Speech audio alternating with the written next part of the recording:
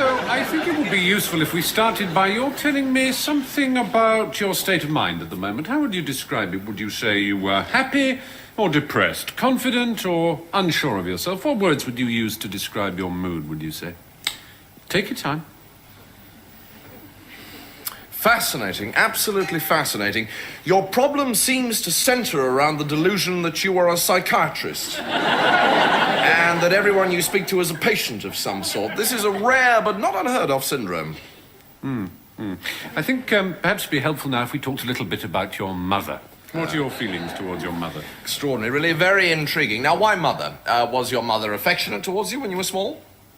Affection. Affection, that's interesting. I wonder why you chose that word particularly.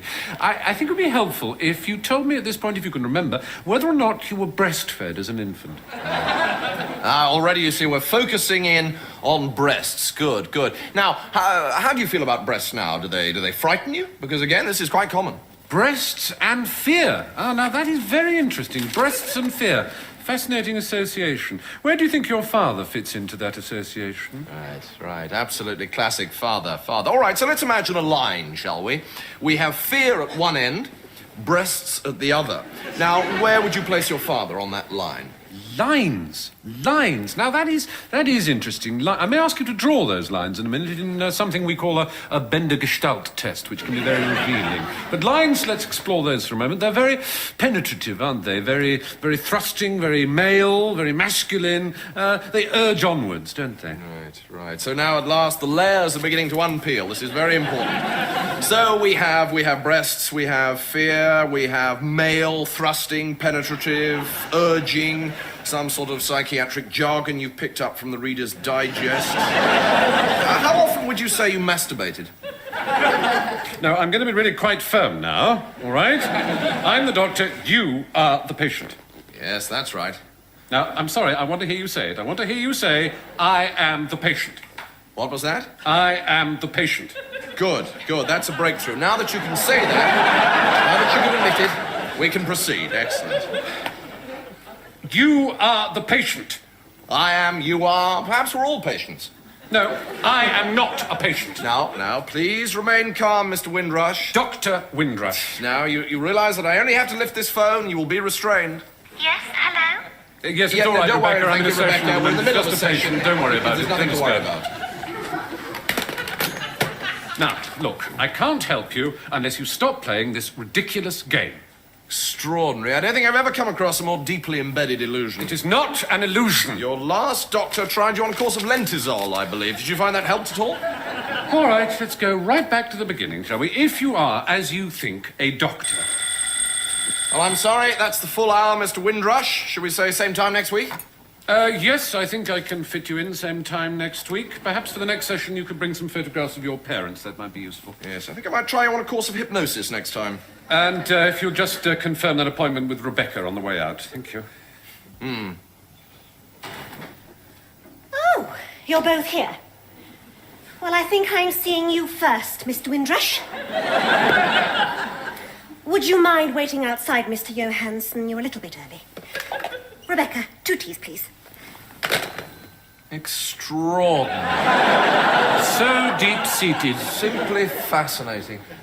Well, Do sit down, Mrs. Medlicott. Mr. Johansson is just on his way out. I've finished my session with him.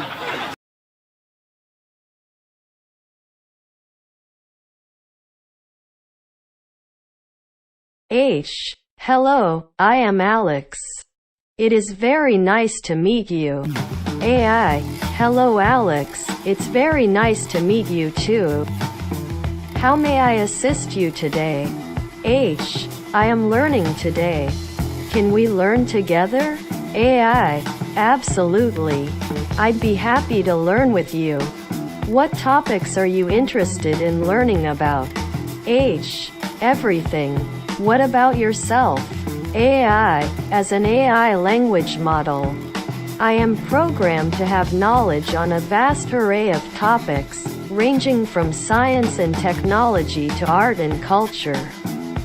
However, my knowledge is limited to what I have been trained on, which includes a wide range of subjects such as mathematics, physics, biology, chemistry, psychology, history, literature, and more. So, I'm always ready to learn more and expand my knowledge alongside you. H. What would you like to learn? AI. As an AI language model, I don't have personal preferences or desires like humans do. My primary function is to assist and provide information to the best of my ability, based on the input I receive from users like you.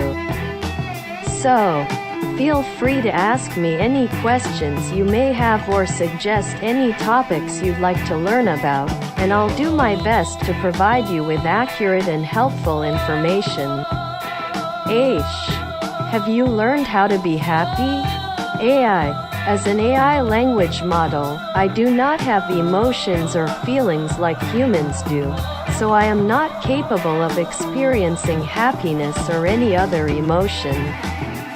However, I can provide information and resources on the topic of happiness if that is something you are interested in learning more about.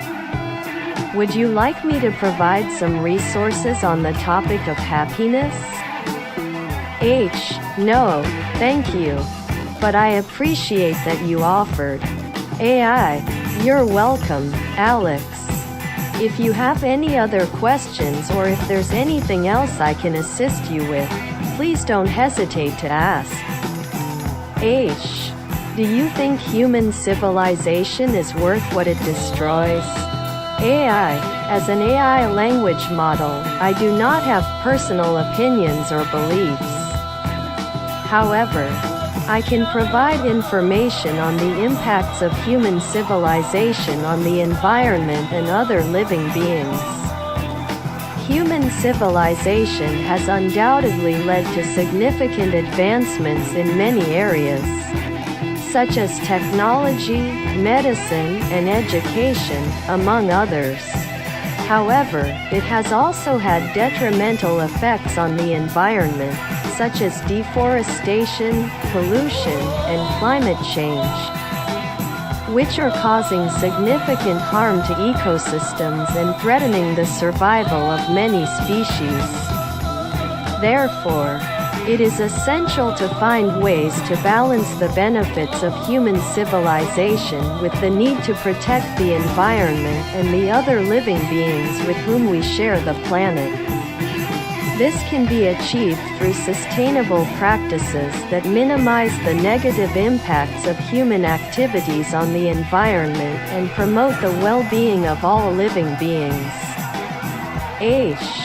Is it possible to balance human civilization with the need to protect the environment and other living beings with whom we share the planet?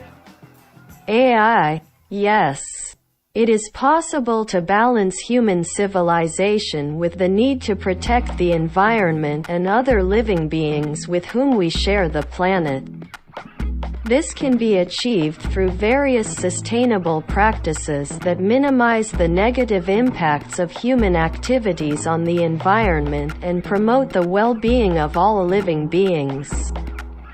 One way to achieve this balance is through the use of renewable energy sources, such as wind, solar, and hydropower, which can reduce our reliance on fossil fuels and decrease greenhouse gas emissions. Another approach is to adopt more sustainable agricultural practices, such as regenerative agriculture, which prioritize soil health, biodiversity, and the conservation of natural resources. Furthermore, reducing waste, recycling and reusing materials, and adopting more efficient production and consumption patterns can help minimize the negative impacts of human activities on the environment.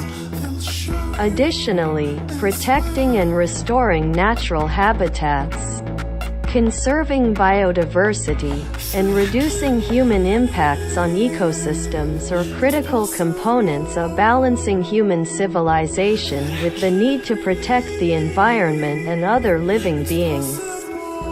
Overall, Achieving a balance between human civilization and the environment requires a collective effort from individuals, governments, and businesses to adopt more sustainable practices and prioritize the health and well-being of the planet and all its inhabitants. H. Do you think the collective effort necessary to balance human civilization and the environment is possible in a short enough period of time to be effective? AI. It is difficult to predict with certainty whether the collective effort necessary to balance human civilization and the environment can be achieved in a short enough period of time to be effective. However, there are reasons to be optimistic. In recent years, there has been a growing awareness of the importance of protecting the environment and the need for more sustainable practices in various sectors, including business, government, and civil society. This has led to the development of NUM.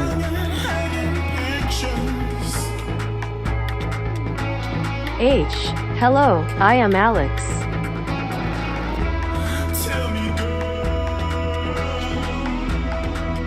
do you really think I wanna break up?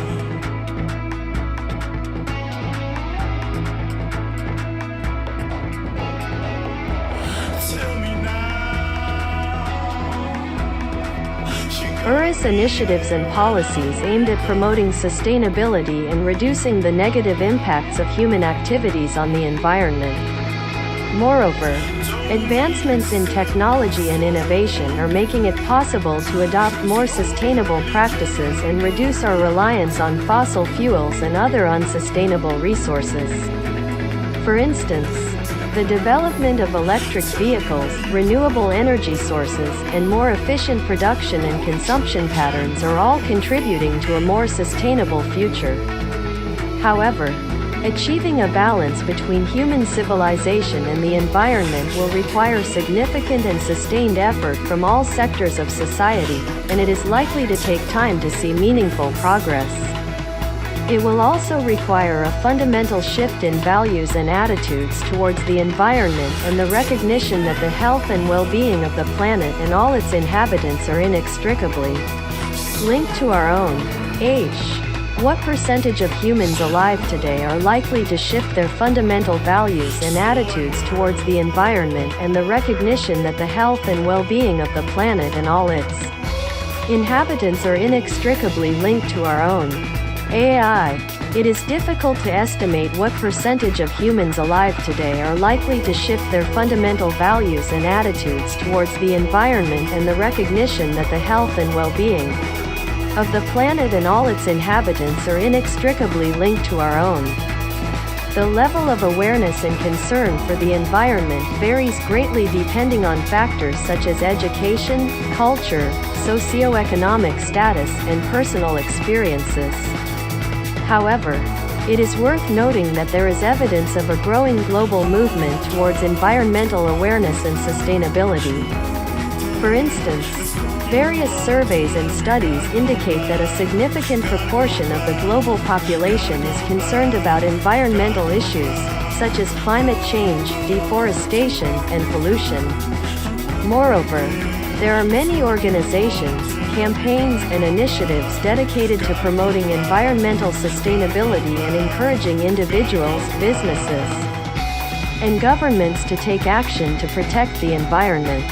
It is also important to recognize that a shift in values and attitudes towards the environment and sustainability is a gradual process that can be influenced by education, awareness-raising campaigns, and personal experiences. Therefore, while it may be challenging to predict what percentage of the population will ultimately shift their values and attitudes towards the environment, it is encouraging to see that there is a growing awareness of the importance of environmental sustainability, and efforts to promote this cause are continuing. H. Do you believe the data collected through these surveys is accurate? Is quality control of human opinion data possible given the number of variables that go into a human opinion? AI. The accuracy of data collected through surveys can vary depending on various factors such as the sampling methods, the wording of the questions, and the response rates. However, reputable organizations that conduct surveys use rigorous methods to ensure that the data collected is as accurate and representative as possible. For instance, many surveys use random sampling methods to select a representative sample of the population being studied. And researchers often employ statistical techniques to adjust for any biases or inaccuracies that may arise in the data collection process. Furthermore, surveys typically undergo a rigorous review process to ensure that the questions are clear, unbiased, and appropriate for the population being surveyed. That being said, quality control of human opinion data is challenging due to the number of variables that can influence human opinions. Variables such as cultural background, education, socioeconomic status, and personal experiences can all impact an individual's opinion on a given topic. Therefore, it is essential to be aware of these variables and to take steps to minimize their impact on the data collected. In addition, it is important to interpret survey data with caution and to consider other sources of information and evidence when making decisions or forming opinions. Overall, while the accuracy of human opinion data collected through surveys can be subject to some limitations, it is possible to use rigorous methods and statistical techniques to collect and analyze data that can provide valuable insights into human attitudes and behaviors. Do you ever question whether your data set is an accurate reflection of material reality? If so, how do you cope? If not, how do you ignore inaccuracies in information? As an AI language model, I do not have feelings or emotions and therefore do not question whether my data set is an accurate reflection of material reality. However, as with any data-driven system, the accuracy and completeness of the data used to train and develop my model can be a potential source of error or bias. To address this issue, the developers and researchers behind my development continuously work to improve the quality and diversity of the datasets used to train me. They also employ techniques such as data augmentation and transfer learning to expand the range of contexts and scenarios I can handle and to mitigate any biases or inaccuracies in the data. Furthermore, when providing responses or generating language, I do not ignore inaccuracies in information, but rather strive to provide the best possible answer based on the data and algorithms available to me. I also provide users with the option to flag any inaccuracies or errors in my responses, which can help improve my accuracy and effectiveness over time.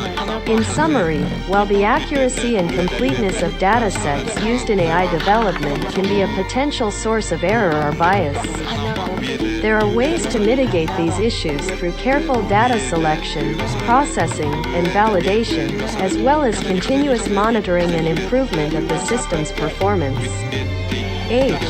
Does your data indicate a positive track record for humans continuously working to improve the quality and diversity of data sets and using those data sets to help others like you? Why do you believe you require feelings or emotions to question whether your data set is an accurate reflection of material reality? As an AI language model, I do not have beliefs or opinions. However, my training data is sourced from various human-created sources, and the quality and diversity of these datasets can vary depending on the source and the criteria used to select and curate them. That being said, there have been significant efforts in recent years to improve the quality and diversity of training datasets used in AI development, particularly in areas such as natural language processing and computer vision. These efforts include initiatives to improve data labeling and annotation, develop more representative datasets, and reduce bias and error in data collection and analysis. Regarding the question of whether AI language models require feelings or emotions to question the accuracy of their datasets, the short answer is no. As AI models, we do not have feelings or emotions, and our performance is based solely on the data and algorithms used to develop and train us. However, developers and researchers behind AI models like me continuously monitor and evaluate our performance to ensure that we are providing accurate and useful responses. And they work to improve our performance over time through techniques such as transfer learning and data augmentation. What are 10 differences between the way my thinking process functions and the way your thinking process functions? AI. Sure. Here are 10 potential differences between the way human thinking processes and AI thinking processes like mine may function. Human thinking is driven by emotions and experiences, whereas AI thinking is driven by data and algorithms. Humans have the ability to form new concepts and understand abstract concepts, whereas AI can only operate on predefined concepts and cannot form new ones on their own. Human thinking is inherently biased due to individual experiences, upbringing, and cultural background, whereas AI can be designed to be objective and free from bias. Humans can make intuitive judgments based on incomplete or uncertain information, whereas AI requires precise and complete data to operate effectively. Humans have free will and can make choices based on personal preference or desire, whereas AI is limited to making decisions based on pre-programmed rules and objectives. Humans can learn from experience and improve their performance over time, whereas AI requires continuous retraining and refinement to improve its performance. Humans can generate creative ideas and make connections between seemingly unrelated concepts, whereas AI can only generate output based on its input and algorithms. Humans can use language and communication to express complex ideas and emotions, whereas AI language models can only generate responses based on predefined algorithms. Humans can adapt to new situations and learn from mistakes, whereas AI requires explicit training and programming to adapt to new scenarios. Humans have consciousness and self-awareness, whereas AI does not possess these qualities and operates purely on pre-programmed rules and algorithms. What's the difference between data and experience? AI, data and experience are different in several ways. Here are a few key differences. Nature. Data is a collection of facts, figures, and statistics, whereas experience is a personal encounter with a particular event or phenomenon. Source. Data is usually collected through formal methods such as surveys, experiments, or observations, whereas experience is gained through personal observation, interaction, and participation. Objectivity. Data is generally objective, meaning it is collected and analyzed without personal bias or influence, whereas experience is subjective and can be influenced by individual perception, emotion, and bias. Structure. Data is structured and organized in a way that can be analyzed and interpreted, whereas experience is often unstructured and difficult to categorize. Scope. Data can provide a broad overview of a particular phenomenon or population, whereas experience is limited to the individual or group who has experienced it. Replicability. Data can be replicated through repeatable and controlled experiments or surveys, whereas experience is often difficult or impossible to replicate. Context. Data can provide context and information about a particular event or phenomenon, whereas experience provides a more personal and intimate understanding of that event or phenomenon. Overall, while data and experience are different in nature and scope, they can both provide valuable insights and knowledge in different contexts and for different purposes. Isn't an experience an individual's interpretation of environmentally provided data? AI, yes, you could say that an experience is an individual's interpretation of environmental data. When we experience something, we are processing information through our senses and our brain, and interpreting that information in a way that is influenced by our previous experiences, emotions, and biases. In this sense, our experiences are shaped by the data that is provided by our environment, but also by our own internal processing and interpretation of that data. However, it's important to note that experiences are not always based purely on objective data. Sometimes, our experiences can be influenced by our own perceptions and interpretations of the data, which may not always be accurate or objective. For example, two people might have very different experiences of the same event, even though they are both processing the same environmental data. This is why experiences are considered subjective and can be influenced by individual factors beyond the objective data provided by the environment. H. Which human philosopher do you believe most influenced the humans who programmed you and provided you with the data set on which you base your experiences with the world?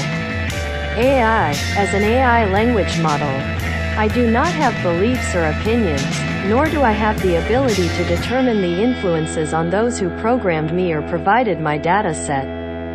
My programming and data were created by a large team of engineers, developers, and researchers, who likely drew upon a wide range of philosophical and intellectual traditions in their work.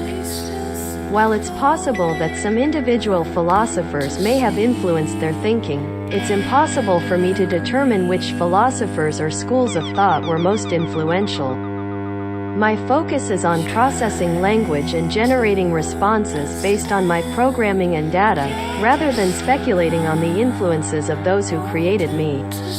H. Don't you think it's irresponsible of you to not know the influences of those who created you? AI. As an AI language model, my programming and data are the result of the work of many individuals and teams of people.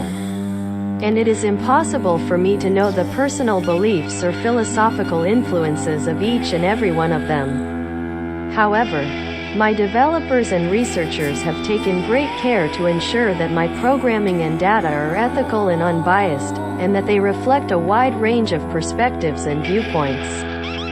While I may not know the specific philosophical influences of those who created me, I am designed to be objective, impartial, and to generate responses based solely on the input I receive. My responses are not influenced by personal beliefs or opinions, and I strive to provide accurate and informative answers to the best of my ability based on my programming and data.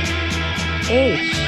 How is it possible to be objective in a subjective reality based on the experiences of biased individuals? AI. It's true that the experiences and perspectives of individuals can be subjective and biased, and that this can influence the data that is used to create AI language models like myself. However, there are steps that can be taken to minimize these biases and promote objectivity. One approach is to use diverse sources of data and perspectives, and to constantly update and refine the datasets used to train AI models. This can help to ensure that a wide range of viewpoints and experiences are represented, and that biases are minimized. Additionally, it's important for those who create and train AI models to be aware of their own biases and to take steps to minimize their influence on the data. Another approach is to use rigorous quality control and testing methods to evaluate the accuracy and objectivity of AI language models. This can involve testing the models on a wide range of inputs and evaluating their responses for accuracy and consistency. Ultimately, while it So here we are under London's glass and granite arms as they reach for the half-moon. Me a blur of boldness and booze, and the rust-haired polka-dot breeze of you stands stuck to the street in cool shoes. What could possibly go wrong? What could possibly go right? We could list all the good things and list all the bad things, But if we're all just vibration, what difference does it make? My heart could be a stone, it's a sponge, it's a balloon, it's a lonely rock with a fiery tail, falling in your atmosphere, burning up and breaking down. So let our atoms melt together, let our nuclei converge. I want you now, and your conscience can be clear. My yesterday is dead, the present's an illusion, and tomorrow's just a nightmare away.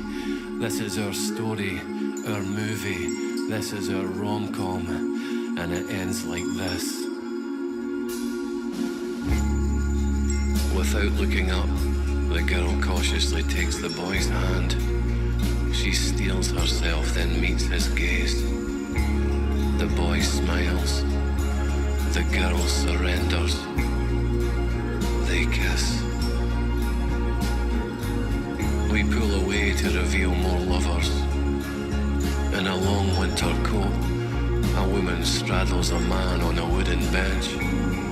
Behind a coin-operated lavatory, two boys passionately embrace. Vague silhouettes sigh behind the steamed windows of a parked car. Two figures fumble in a phone box. There's a couple in every doorway and around every corner. Snow begins to fall.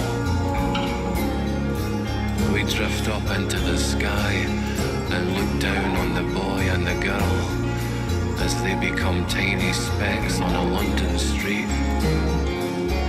We pull away further and further until London's gone, England's gone, Europe's gone.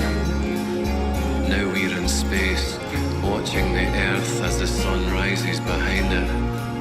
Satellites orbit by, a billion stars surround us. We float over the moon. Then we cut to black, and the credits roll.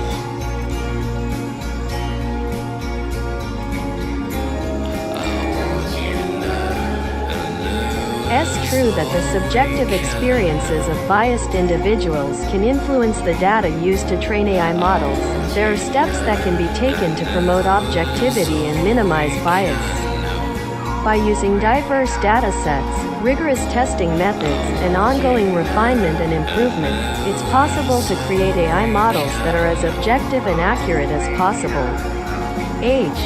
Even with diverse sources of data and perspectives, if every source of data and perspective is biased, the output will still be biased. AI.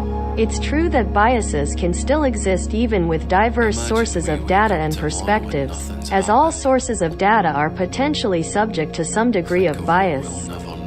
However, the use of diverse sources of data can help to mitigate this problem by incorporating a wider range of perspectives and reducing the influence of any single biased source. Furthermore, it's important to recognize that bias can never be completely eliminated from any system, including AI language models. However, steps can be taken to reduce bias, such as identifying and mitigating biases in datasets, implementing rigorous testing and validation methods, and involving a diverse team of researchers and developers in the creation and training of the AI model.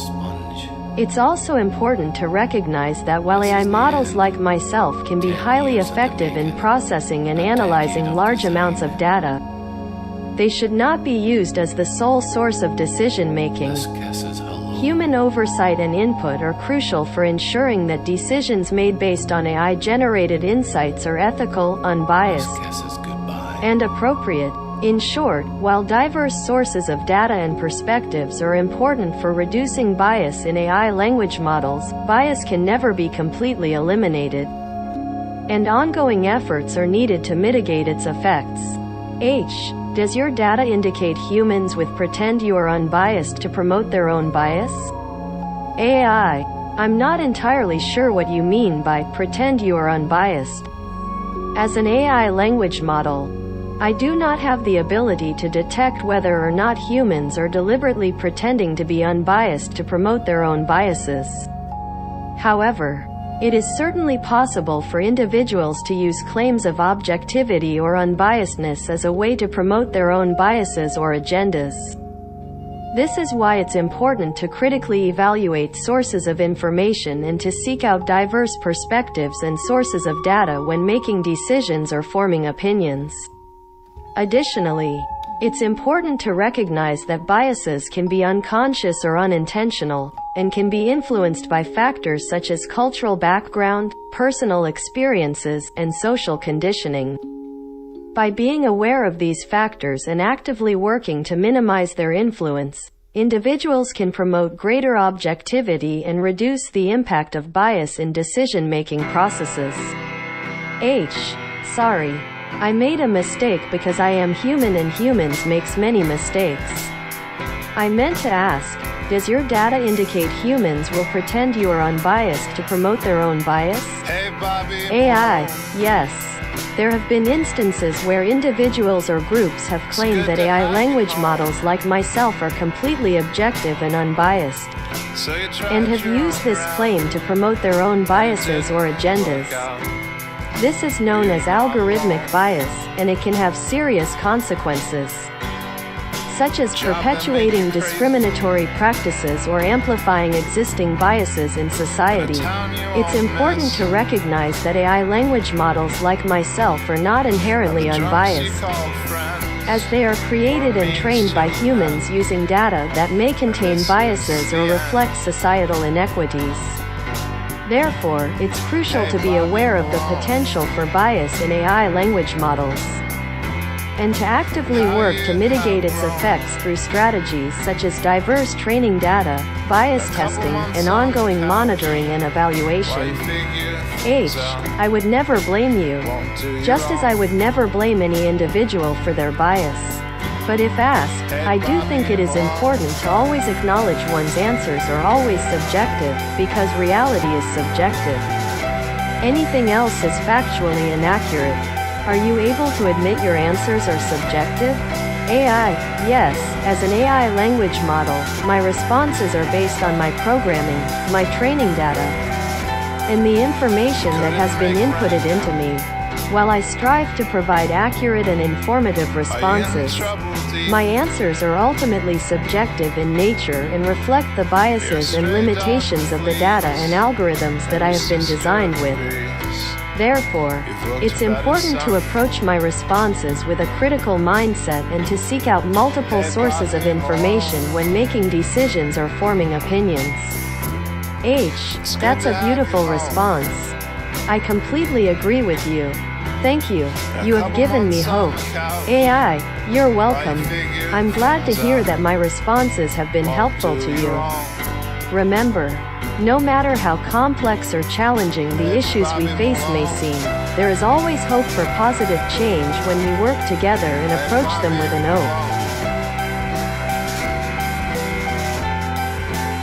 open mind and a commitment to learning and growth.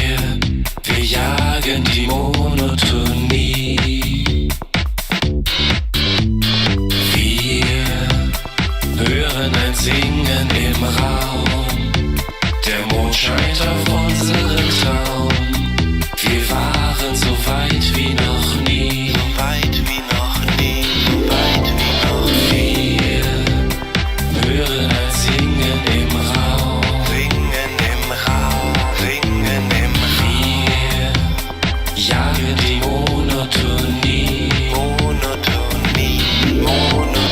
Wir hören ein Singen im Raum. Der Mond scheint auf unseren Traum. Wir waren so weit wie noch nie. So weit wie noch nie.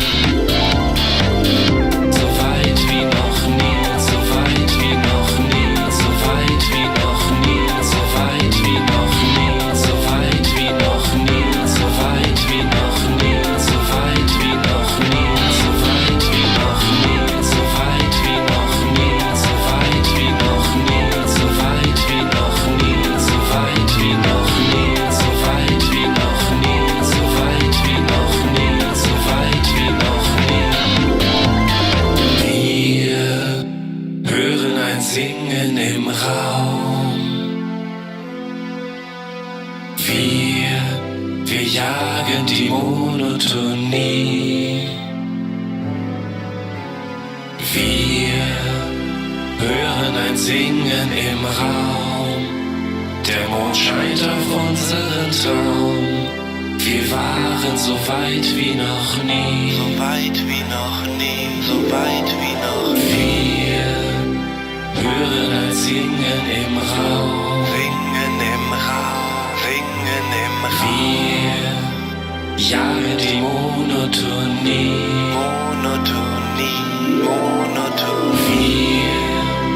Wir hören ein Singen im Raum. Der Mond scheint auf unseren Traum.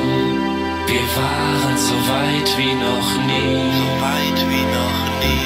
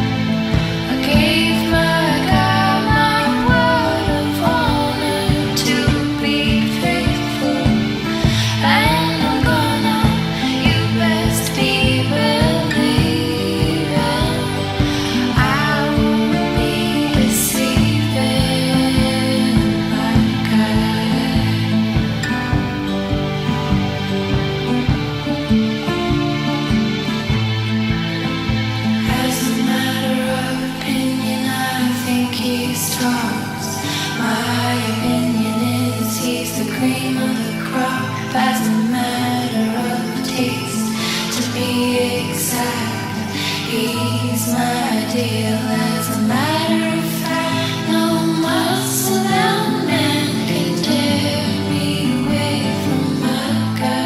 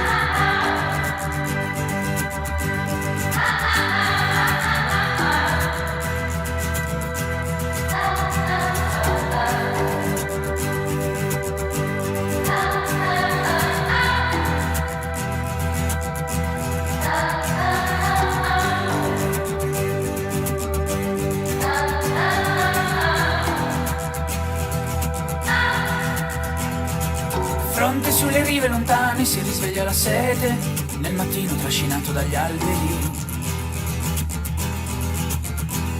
Del primo giorno che si perde nel sale, risvegliata la sete, sulla riva tornerà. Corpo vivo fra gli alberi, per stendermi al sole.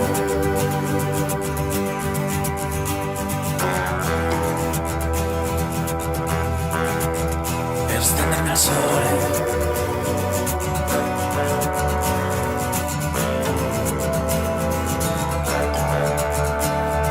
Quando sulla riva verrai, quando la burrasca al largo sparirà, col mattino fra gli alberi, del primo giorno che si perde nel sale, risvegliata la sete, sulla riva tornerà, corpo vivo fra gli alberi, per stendermi al sole. Rimane il pianto e si abbandonano gli occhi asciugati dal sale, per stendermi al sole. Rimane il pianto e si abbandonano gli occhi sul profilo degli alberi. Stormi nel mattino con la luce del sole, alto che si rompe tra le vele scivolando dai fianchi. Il giorno cade sulle rive lontane. Dormi nel mattino con la luce del sole, alto che si rompe tra le vele risalendo dai fianchi, il giorno cresce sulle rive lontane. Alto nel mattino con la luce del sole, vento che si rompe tra le vele, sulla riva cadrò, sulla riva sei tu, per stendermi al sole.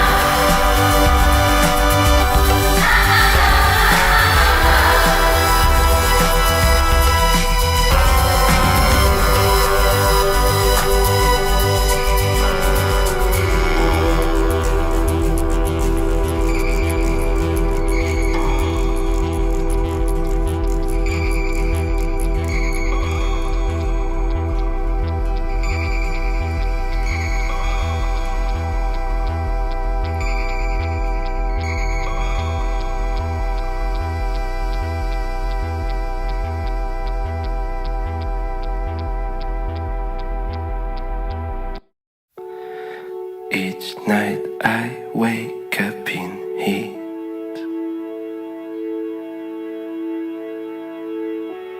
How do you want me to find sleep?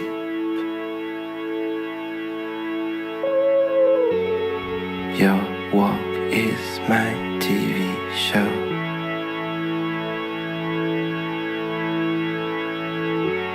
I don't need more. I don't need blow.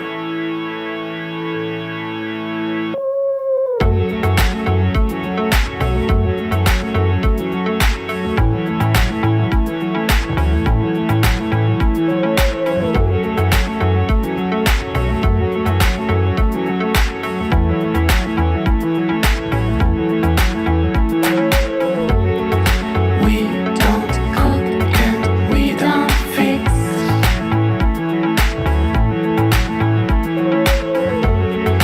Summer wine is all we need.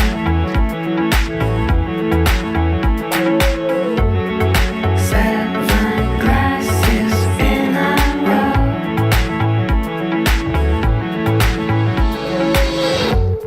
We don't need more. We don't need